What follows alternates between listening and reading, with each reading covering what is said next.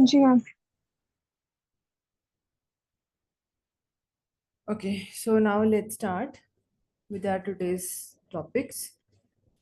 अब हमारे जो कल तक हमने किए थे कॉजेज किए थे हमने, क्या रीजंस क्या हैं उसके, ठीक है। आज हम करेंगे उसके इम्पैक्ट्स क्या है होते हैं और उसके इफेक्ट्स या इम्पैक्ट्स। इफेक्ट्स और इम्पैक्ट्स क्या होते हैं, इसका मतलब क्या होता है इफेक्ट्स या फिर इम्पैक्ट्स का, गुनगुन? हम्म, उसके ऊपर मैम किसी चीज का असर होना, मतलब हाँ, इफेक्ट्स। किसके रिजल्ट्स क्या हैं, जो चीज हो रही है उसके क्या प्रभाव हो सकते हैं, क्या असर हो सकता है, उसका क्या रिजल्ट हो सकता है, उसको हम बोल देते हैं इम्पैक्ट्स या फिर उसके इफेक्ट्स, ठीक है। तो ये होते हैं हमारे पास। अब हमने पढ़ा था डिफॉरेस्टेशन, अब वो कहते हैं इम्पैक्ट्स। डिफॉरेस्टेशन की वजह से क्या प्रॉब्लम्स हो सकती हैं या इसके क्या असर हो सकते हैं, क्या रिजल्ट निकल सकते हैं। पहली बात तो फर्स्ट ऑफ ऑल ये जो बहुत इंपॉर्टेंट है, एक तो ये बहुत बड़ा इफेक्ट है जिसको हम बोलते हैं ग्रीन हाउस गैस एमिशंस ना। जो ये होती है, इस ये होता क्या है green house basically? Green house gas emissions का मतलब होता है the release of gases into the एटमॉस्फेयर्स। Different activities की वजह से जो गैसेस रिलीज होती हैं एटमॉस्फेयर में, दैट ट्रैप हीट, जिसकी वजह से हीट बहुत बढ़ जाती है and it causes global warming, ठीक है। तो उसको बोलते हैं green house gas emissions. Gases का इमिट होना, गैसेस जो होती हैं ना, जो गैसेस निकलती हैं एटमॉस्फेयर में फैलती हैं और जिसकी वजह से हीट बहुत ज्यादा बढ़ जाती है, और उसकी वजह से क्या होती है ग्लोबल वार्मिंग। ये जो हमारे जितने भी आजकल हम लोग कहते हैं ना, पहले अगर हम पहले टाइम की बात करें ना, अगर आज से 10-15 साल पुरानी जाके बात करें, तो तब उस टाइम पे वेदर इतना खराब नहीं था जितना अब हो रहा है। तो डे बाय डे टेक्नोलॉजी बढ़ रही है, अर्बनाइजेशन बढ़ रही है, ह्यूमन एक्टिविटीज की वजह से जो हम लोग हैं, हम लोग कहीं ना कहीं एनवायरनमेंट में इंटरफेरेंस हमारी हो रही है, तो जिसकी वजह से ही ग्लोबल वार्मिंग बढ़ रही है। तो ये जितनी भी गैसेस हैं ये मिट होती हैं जो विच आर हजार्डियस और the negative are the harmful for the means health of the environment ना। तो हम बात करें, देखो गैसेस लाइक मीथेन और कार्बन डाइऑक्साइड ना, they trap the heat in the earth atmosphere ना, leading to change in the climate. इसकी वजह से क्या होता है, क्लाइमेट के अंदर चेंजेस आ जाते हैं। सो जो ये इसका अगर आपको सिंपली आंसर लिखना है तो this is the green house gas. इसकी डिटेल्स अगर आपने लिखनी हो तो आप ये नोट्स मेरे ले सकते हो, ठीक है। ये आगे फर्दर मैंने लिखी की हुई है। ग्रीन हाउस गैस एमिशंस का मतलब ये होता है कि जब गैसेस जो होती हैं वो एमिट होती हैं। उसके बाद नेक्स्ट आता है सॉइल एरोजन। अच्छा, कल हमने सॉइल एरोजन पढ़ा था, क्या होता है सॉइल एरोजन? कल मैंने पढ़ाया था सॉइल एरोजन, क्या होता है इसका मैम मतलब? मतलब मिट्टी की लेयर्स जो होती हैं वो खराब हो रही होती है, ऊपर वाली हाँ, इस ऊपर चीज। वाली खराब होती है, लेकिन कैसे खराब होती है? इसका एक बड़ी सिंपल सी एग्जांपल दी थी, सॉइल एरोजन का मतलब यही है।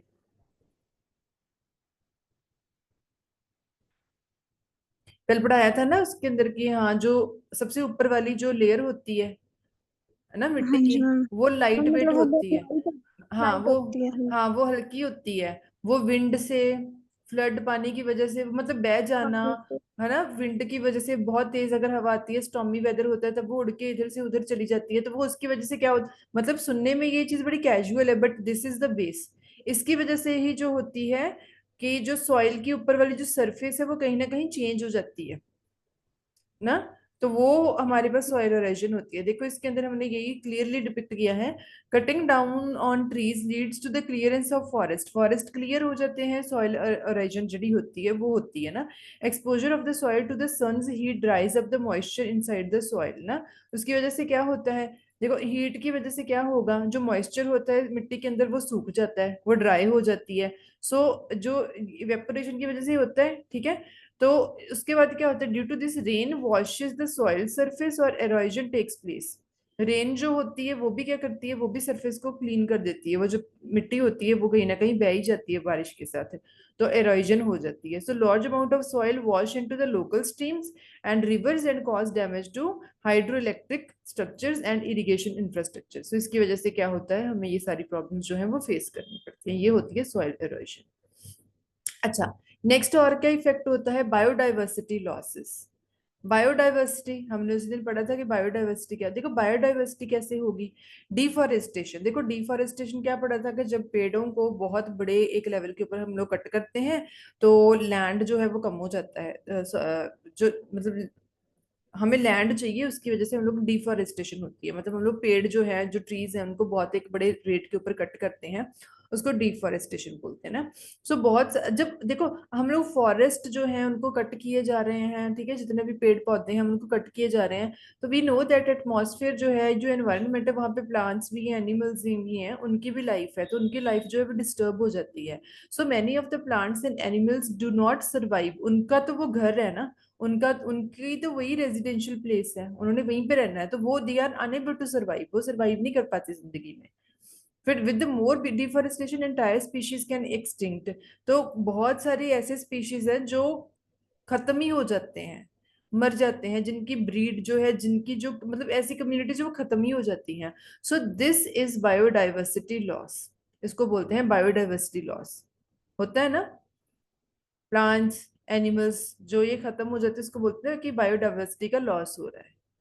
Many wonderful species and plants animals have lost and many other remain endangered, बहुत सारे ऐसे गए हैं वो जो खत्म ही हो चुके हैं, बहुत सारे ऐसे हैं जो खत्म होने की मतलब कगार पे हैं, वो खत्म होने ही वाले हैं, बहुत ज्यादा नहीं बचे।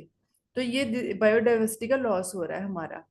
फ्लड्स आ जाते हैं, deforestation leads to land erosion because the trees maintain the surface of the mountains ना, ट्रीज की वजह से जो मिट्टी की वो जो होती है ना, अगर ट्रीज की जो जो रूट्स होती हैं, जड़ें बहुत दूर तक फैली होती है, जिसकी वजह से वो मजबूती बनी रहती है।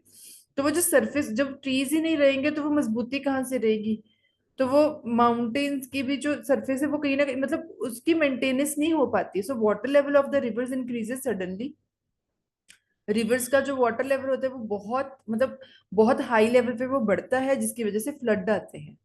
सो जब बारिश होती है, ट्रीज एब्जॉर्ब करते हैं वाटर को, so store a large amount of water with the help of their roots ना। सो चॉपिंग डाउन मतलब उनको कट करना, it disturbs the flow of water and leads to the floods in some areas, right. So this is called floods, अगर आप trees को cut करोगे तो वहां पे क्या होता है, फ्लड्स भी आ जाते हैं, राइट। उसके बाद हमारे पास आती है सस्टेनेबल फॉरेस्ट मैनेजमेंट। अच्छा, ये हमारे इफेक्ट्स थे, इफेक्ट्स लग गए समझ, इसमें तो नहीं कोई प्रॉब्लम, जो हमने इफेक्ट्स पढ़े नहीं। इसके। ठीक है, give me 1 second, I am coming back, 1 second.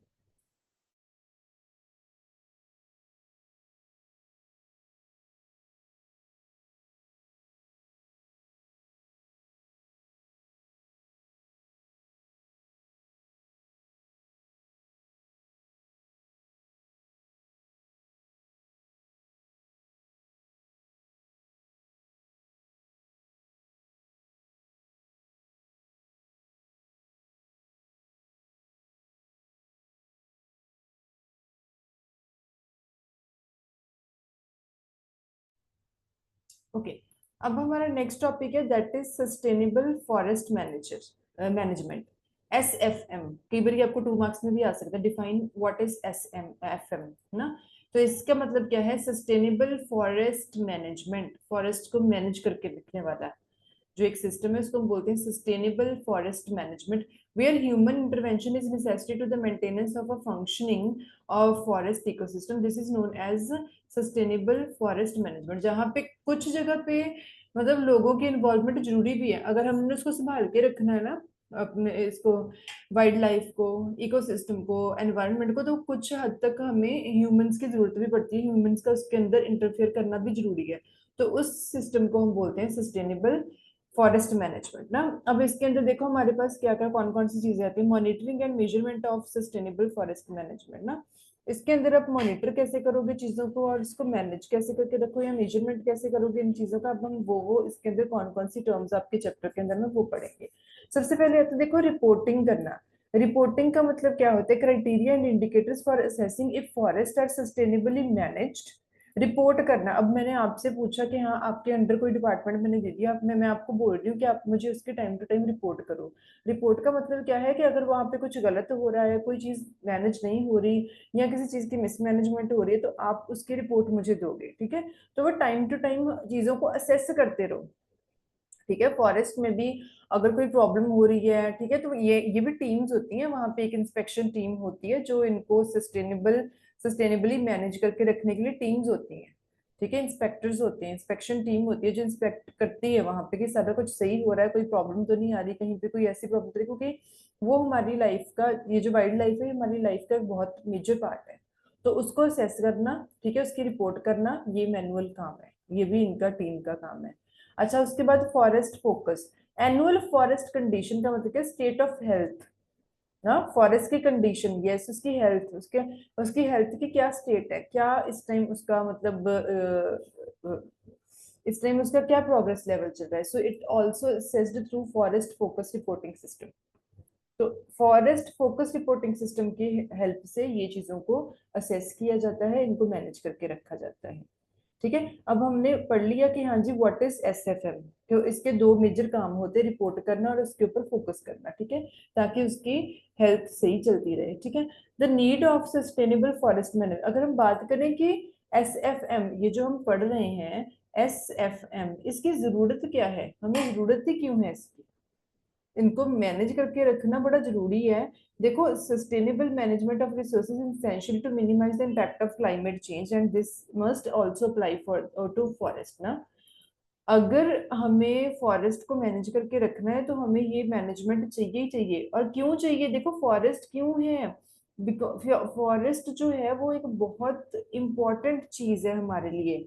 So specifically forest should be harvested at a rate that maintains their biodiversity, productivity, regeneration capacity, ताकि ये प्रोसेसेस कॉन्टिन्यूसली चलती रहे। देखो, अगर हम बात करें फॉरेस्ट से हमें क्या क्या मिलता है, ये देखो,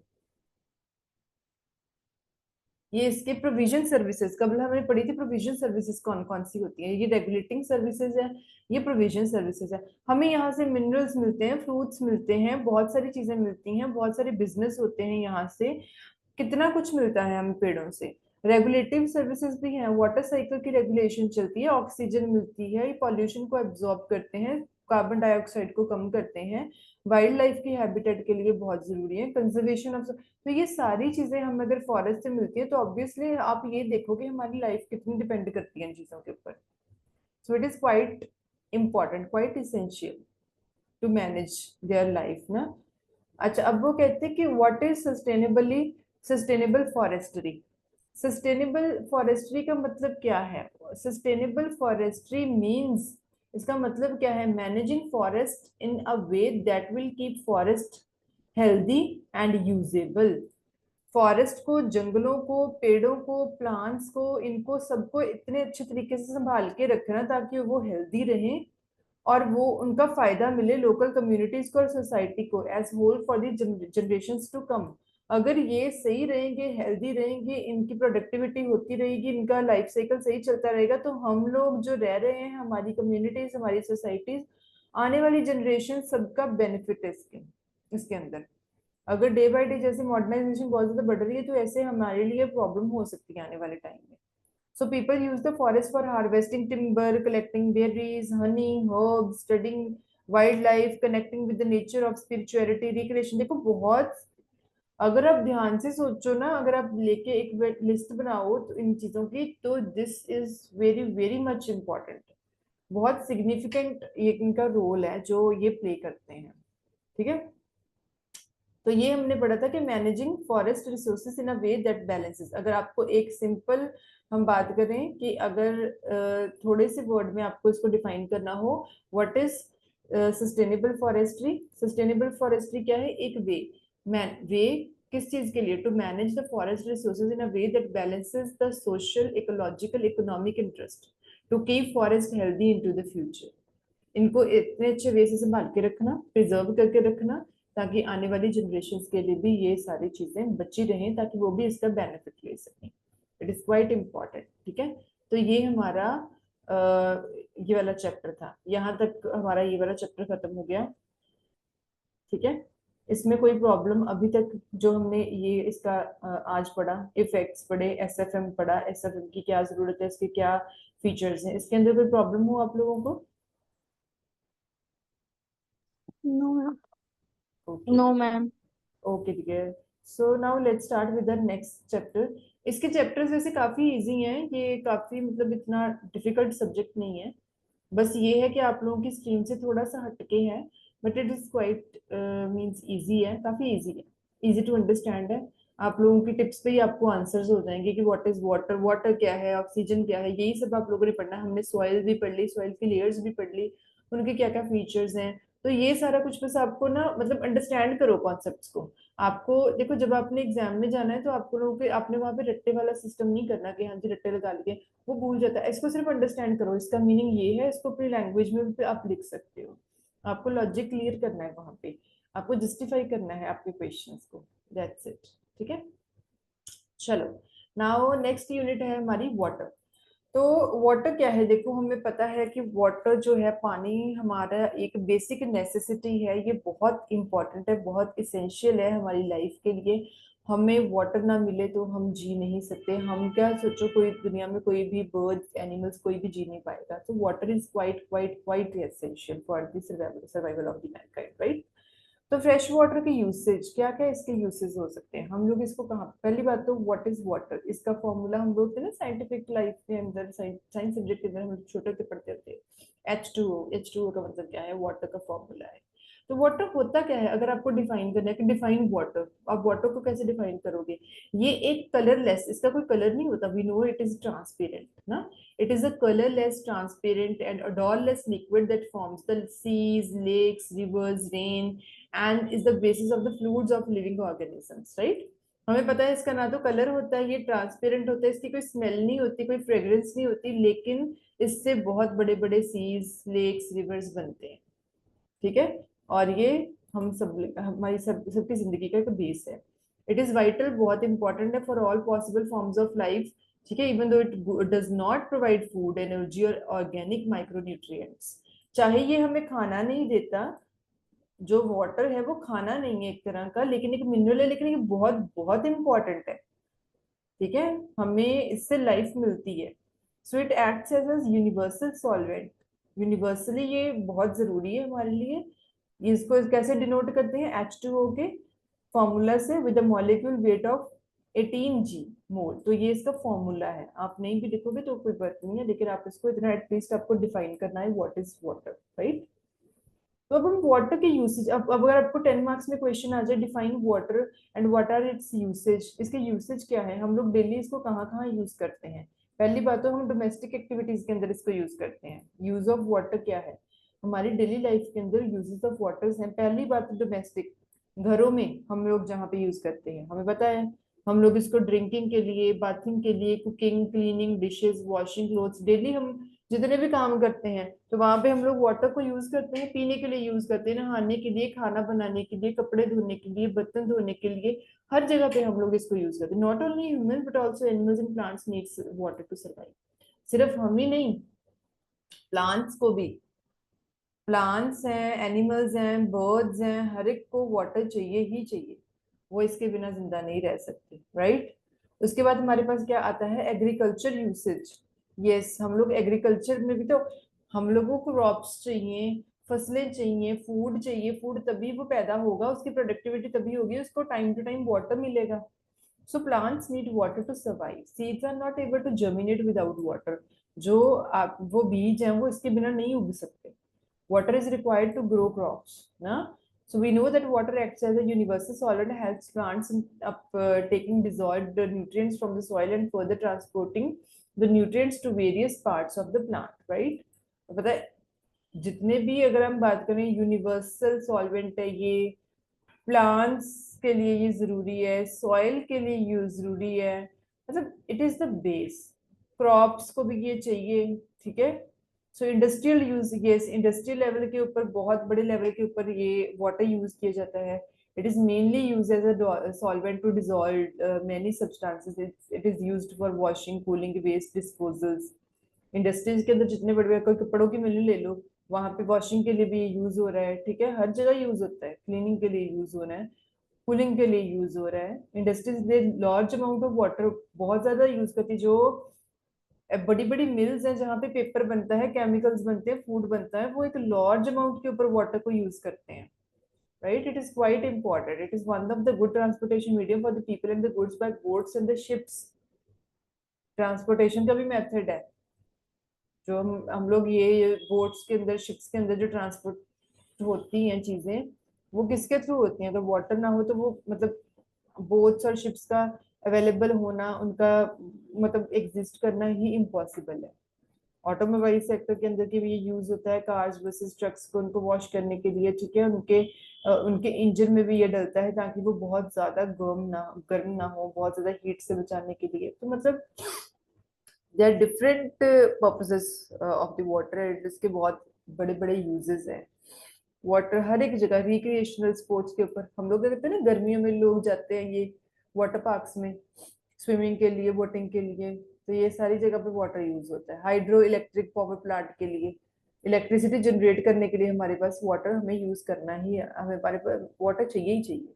एनवायरमेंटल के लिए भी पता है, प्लांट्स के लिए चाहिए आपको, हर जगह पे मतलब ये इसके यूसेज है। अगर आपको यूसेज आते हैं, आप डोमेस्टिक पर्पस, एग्रीकल्चर, इंडस्ट्रियल और एनवायरमेंटल, ये 4 यूसेजेस के लिख सकते हो, ठीक है।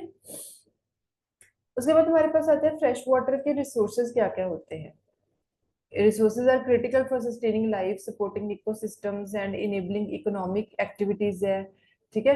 अब इसके क्या क्या है, they encompass all water that is relatively free of salts which can be found in various forms and locations। fresh water जो है वो हमें कहाँ कहाँ से मिल सकता है, इसके क्या क्या रिसोर्सेज हैं। मतलब ये काफी सारी फॉर्म्स, डिफरेंट फॉर्म्स और डिफरेंट लोकेशन से हमें मिल सकता है। Now let's start. सबसे पहले तो हमें वाटर कहाँ कहाँ से मिलता है। सरफेस वाटर है, जो वाटर रिवर से, लेक से, रिजर्वियर से मिलता है। It is the most visible and accessible form of fresh water, it is crucial for drinking, agriculture and industry. ये सरफेस वाटर है ना, जो ग्राउंड लेवल से हमें मिलता है। जो रिवर्स है वो नीचे ही होते हैं, ग्राउंड लेवल पे ही होते हैं। लेक्स है वो ऊपर से तो पानी गिर नहीं रहा। तो ये होता है सरफेस वाटर, जहाँ पे रिवर, लेक्स और रिजर्वियर्स हैं। उसके अच्छा, ये सरफेस हो। उसके बाद ग्राउंड वाटर जो है, it is stored in aquifer beneath the earth की सरफेस के अंदर। Ground water is assessed through the wells, जो कुएं वगैरह होते हैं। Significant source of water in many regions. पहले पुराने टाइम में तो होते ही यही थे, ठीक है, अगर हम बात करें।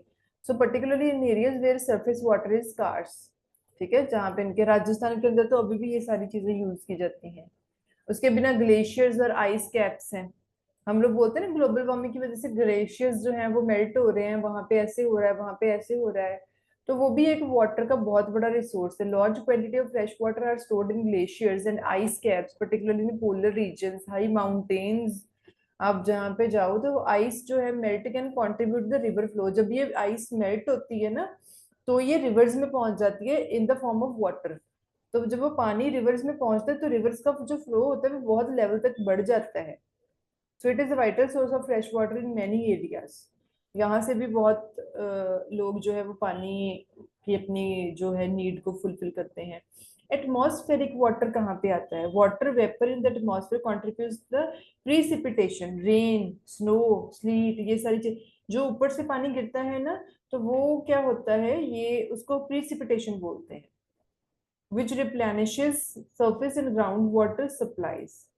इसको मतलब एक और रिप्लेनिश कर देना, ठीक है। एटमॉस्फेयर वाटर जो सॉइल का मॉइस्चर जो होता है, सॉइल के अंदर भी जो मॉइस्चर है उसके अंदर भी वाटर हेड होता है, तभी वो मॉइस्चर होता है। मॉइस्चर होता है ना, जो मॉइस्चर एटमॉस्फेयर में, जब विंटर्स होती है, फॉग होती है ना, फॉग के अंदर क्या होता है, उसके अंदर भी तो मॉइस्चर है। तभी तो हमारे उस टाइम पे आपके कपड़े गीले हो जाते हैं। तो वो क्या होता है, वो भी एक तरह ये मॉइस्चर होता है। तो सिमिलरली सॉइल के अंदर भी मॉइस्चर होता है, और जो हेल्प करता है प्लांट की ग्रोथ के लिए। जो प्लांट्स होते हैं उनकी जड़ें, सारा हम लोग सारा दिन तो उनको वाटर नहीं देते, लेकिन सॉइल के अंदर जो मॉइस्चर है उसकी हेल्प करता है उनकी ग्रोथ के लिए, ठीक है। अच्छा, उसके बाद हमारे पास कौन कौन से चैलेंजेस आ सकते हैं। Now let's start. देखो चैलेंजेस, यस, हम लोग इसके अंदर मतलब चैलेंजेस भी है, ये एक तरह की क्रिटिकल सिचुएशंस भी हो सकती हैं। नहीं, क्रिटिकल सिचुएशंस कैसे, देखो ओवर यूज करोगे आप अगर, excessive withdrawal of water for agriculture industry, चाहे पर्सनल यूज के लिए है ना, it deplete resources faster than they can be replenished. Water देखो आप लोग आजकल देखो वेस्टेज ऑफ वाटर कितनी हो रही है, छोटे छोटे कामों के लिए, हर चीज के लिए वाटर, मुझे लगता है बहुत बड़े लेवल के ऊपर वाटर जो है वो ओवर यूज किया जा रहा है। और ओवर यूज तो होना है, उसके बिना वेस्टेज बहुत हो रही है। तो वेस्टेज हो रही है, पानी हमें पता है बहुत कम, उसका लेवल जो है वो डाउन जा रहा है। तो ये एक तरह का बहुत बड़ा चैलेंज हो सकता है आने वाली जनरेशन के लिए, उनके लिए बड़ी प्रॉब्लम हो सकती है ये। सो एक बहुत बड़ी प्रॉब्लम ये है, पॉल्यूशन है, contamination from industrial activities. Industries जो है बहुत बड़े लेवल पे बिजनेस करती हैं, ठीक है, उसकी वो जो बिजनेस करती है तो उनका जो डिस्पोजल, जो मतलब जो उनका मटेरियल होता है, जो गार्बेज है, वो कई बार रिवर्स में फेंक देना, ठीक है। तो इम्प्रॉपर वेस्ट जो है वो डिस्पोजल नहीं है, it can make fresh water sources unsafe for the consumption, harmful for the ecosystem, उसकी वजह से पॉल्यूट होता है वाटर। क्लाइमेट चेंज हो सकते हैं, क्लाइमेट चेंज होता है ना, क्लाइमेट का चेंज हो जाना, प्रेसिपिटेशन के जो पैटर्न है वो ऑल्टर हो जाने, चेंज हो जाने, मतलब मौसम अपने हिसाब से, जिस हिसाब से वो आते थे उस हिसाब से नहीं, आजकल होता है ना कि बोलते हैं इस महीने में तो ये मौसम होता था, लेकिन अब डे बाय डे ये चेंज हो रहे हैं मौसम। ये सारा कुछ इसी वजह से हो रहा है, हम लोगों की इंटरवेंशन बहुत ज्यादा है इसके अंदर। So increased evaporation rates, melting glaciers due to the climate change can affect the availability and distribution of fresh water. तो ये सारे इस तरह के इसके चैलेंज है। पॉपुलेशन ग्रोथ देखो, एज द ग्लोबल पॉपुलेशन जैसे ग्रो हो रही है, डिमांड भी बढ़ रही है। जितनी पॉपुलेशन है, देखो देख लो, सिंपल चीज है, जितने लोग बढ़ते जाएंगे उतनी ज्यादा हर चीज की डिमांड बढ़ती जाएगी, तो और जितनी डिमांड बढ़ती जाती है उतने ही उस वो चीज की कमी होती जाती है, ठीक है। तो ये हमारे हैं जो इसके जितने भी चैलेंज हैं। अच्छा, अब हमारा नेक्स्ट एक टॉपिक है कंजर्वेशन एंड मैनेजमेंट। अगर हम इसको कंजर्व करने, हम इसको मैनेज करें, तो there are different practices which are essential to ensure the sustainable fresh water use ना।